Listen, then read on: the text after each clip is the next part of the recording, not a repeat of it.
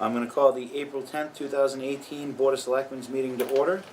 I do not have any announcements, so we'll go right to the first agenda item, which is open, insert article, and close May 7, 2018 special town meeting warrant, additional water line work at North Street Bridge, and possible votes. So, I guess I'm officially opening the warrant. Do I have to read it? All right. Well, Yeah, you do. where is it? No, you don't. All right. Well, But you do have all the agendas. here. Yes, she. You've already started? Yes. Yes. I have motions for the special. I don't know where they are. I don't know. All right. So what's the insert article?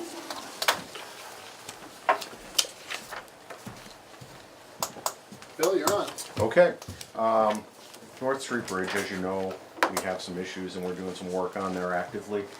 Well, we're in the process of getting permitting, and the water superintendent contacted us and asked us to expand the scope to include replacement of water lines, since the road's gonna be closed for a period of time between Charles Street and Gilboa Street. So he wants to increase the diameter of that pipe from 8-inch diameter to 12-inch diameter. Basically, it's an opportunity for him to get this work done while the road's closed, instead of closing it twice to get the same thing done. All right. Seems fair. Makes sense. Need a motion on that? I move that we add the additional water line work at the North Second. Street Bridge. Moved by Mike, seconded by Hal. Any further discussion? All those in favor say aye. Aye. If you're interested, there's the cost estimate. 94,000, right? Yep. Okay. All right, so I'd be looking to now close the May 7th, 2018 special town warrant. So moved. Second. Made by Mike, seconded by Hal. Any further discussion? All those in favor say aye. Aye. I'm gonna skip over two, or do we need to vote on that? So what the finance director is looking for is the guidance of the board. What is your will now? There has been no further interaction with the offeror. They do have earnest money of $5,000 that we still have. So, the choice there is, are you gonna keep the earnest money or return it? I don't care for the project personally. Yeah, So- I think we felt that way, but, well, we did devote a lot of attention to it, so, you know, potentially we should take the money. I defer to you on the keeping of the money part. I mean, I don't have an interest to pursue that project as intended by the applicant. I mean, I just don't think it falls into the scope of what we wanna do. What were the terms of their deposit? Was there anything written thing with it that? Good question, I had just started. I feel like it was This is, non-refundable. The grammar school? Yeah. Yeah. I would have to go back, it's been so long. I believe it's non-refundable, but I'd have to look at the document. I'm not prepared tonight on that. Do we need to make a decision on that tonight? Well, if you wanna do an if, then, Yeah, if it's non-refundable, you just assume take it. They have not come looking for it. yeah. And the burden was to come back on them. They gave some very general programs that we might get some assistance, but didn't put a whole lot of extra energy in the thing. And, you know, you spent some time certainly working on it. We did. I think we ought to keep it. I don't have any, I don't feel bad. It's not like it's gonna really hurt them, and Well, yeah, I mean, I have no problems with we've keeping. been in good faith. We listened to their proposal, so. Yeah. I have no problems with keeping the deposit side. I just have no intention of moving forward with what they'd Yeah. asked. So if the language allows us to keep it, I would say we do so. Do we need a vote?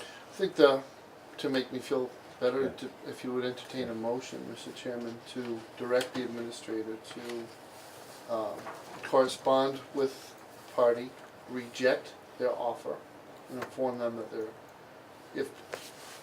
if the legal documents allow, that the town would retain their deposit, their earnest money. If not, I'll report back to you Okay. and we'll send the check back. All right, so moved. Second. Made by Mike, seconded by Hal. Any further discussion? All those in favor say aye. Was there votes on the stuff that we had to do on the budget? Possible votes? Just listed as that. I think it was, that was the original purpose of tonight's meeting of the selectmen. Yep. You've made your decisions and you put your milestones down, so I don't think there's anything additional. Okay. I'd like to move the host agreement out of executive session into, I should just report to you, I don't know if, yeah, for your administrative yeah, real support. quick. FinCom met last night, they didn't take any votes. But just so you're aware of the state of play, so you don't have to watch all 3 hours of the meeting. One of the items that was discussed is what if, on the floor, Town meeting floor. town meeting floor, someone were to move a lesser amount than 1.5 million appropriation. And so, that is out there as a thought. And the answer is, you can only levy what's been appropriated.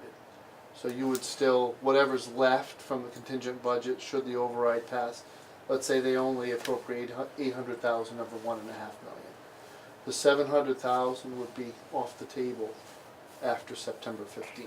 If you didn't appropriate that money for anything before September 15th, it would disappear, and the tax rate, the levy would be set on the 2.5% plus the 800,000, and that would be what you had going. So the amendment What could, is the thought process behind this?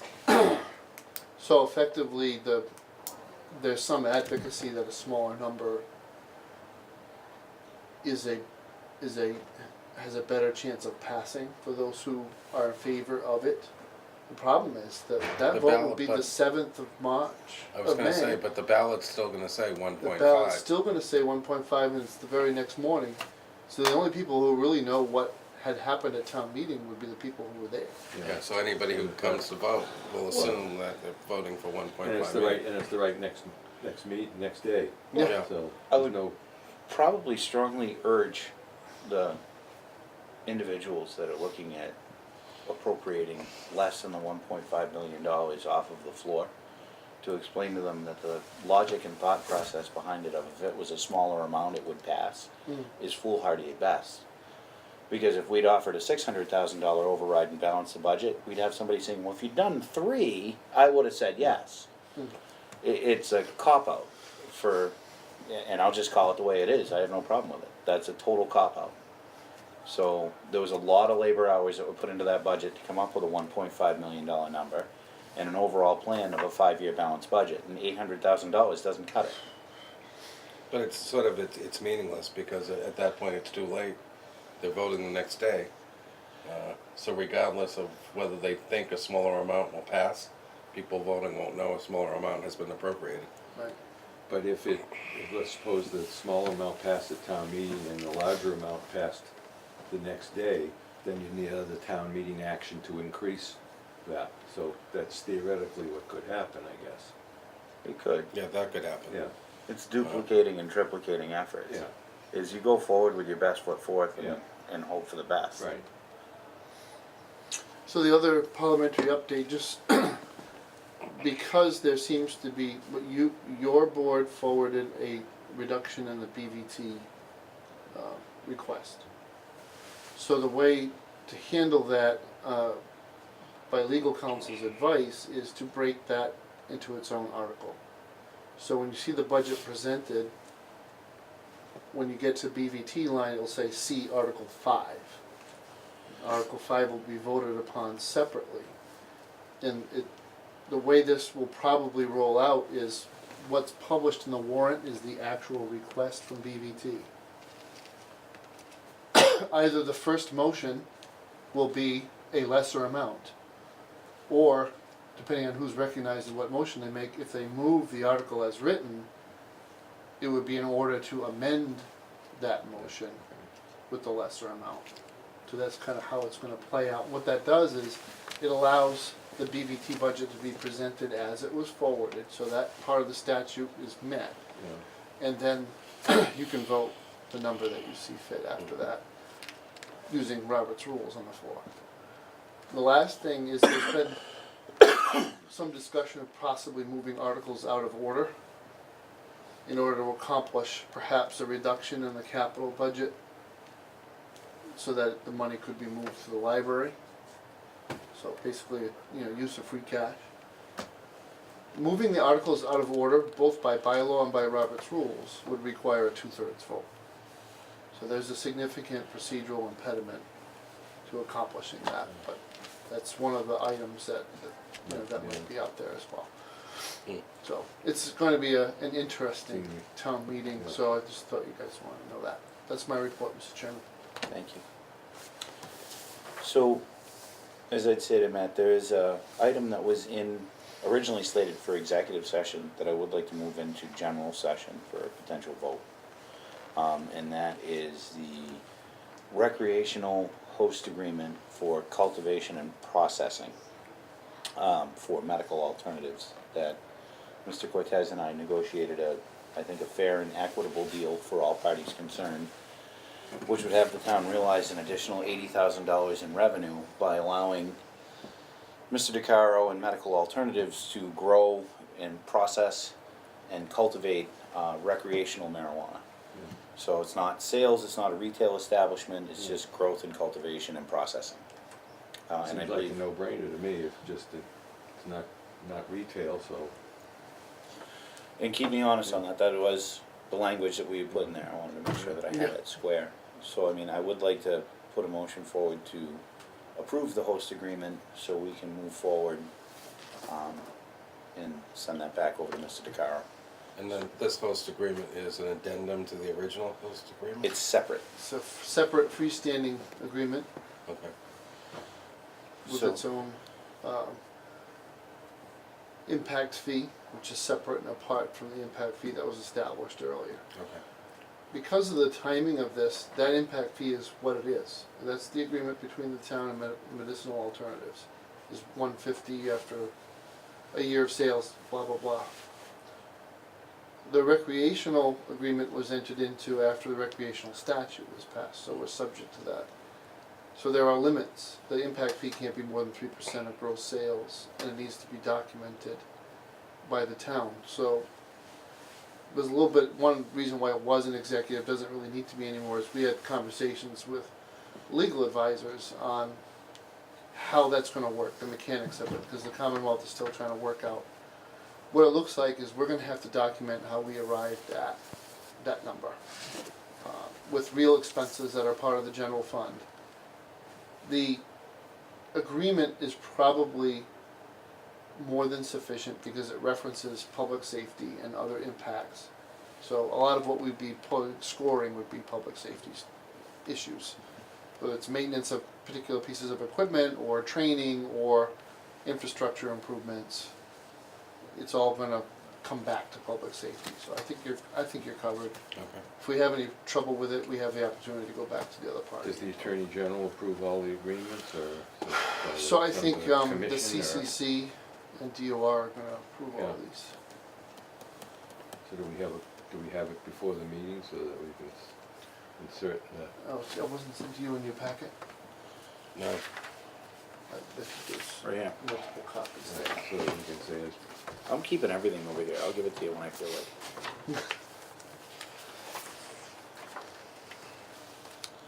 So, and it was also done as a separate, I will say this, Mr. DeCaro's attorney was pretty liberal towards the town in our favor of saying, you don't wanna start amending because the original host agreement falls outside a lot of the statutes Yeah. that were put in Good. place by That the makes Cannabis sense. Commission. Yeah. And he said that if we re-entered into that, then that opens the door Yeah. for all of it. Yeah, so that makes sense. Yeah. So I move approval as to the additional host, the marijuana host agreement is presented to the board. I'll second it. Made by Hal, seconded by Mike. Any further discussion? All those in favor say aye. Aye. All right, we'll produce a clean copy and we'll have it for your signature here at your convenience. Yeah.